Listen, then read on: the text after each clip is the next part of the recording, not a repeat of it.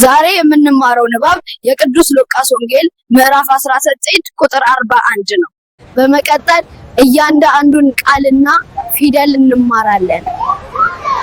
ሲቀርብም ከተማይቱን አይቶ አለቀሰላት።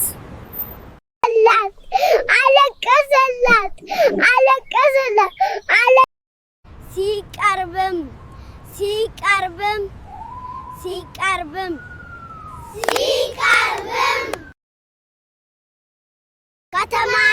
ከተማይቱን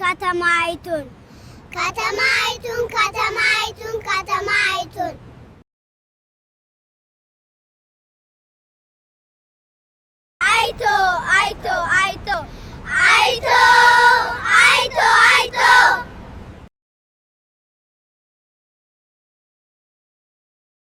አለቀሰላት።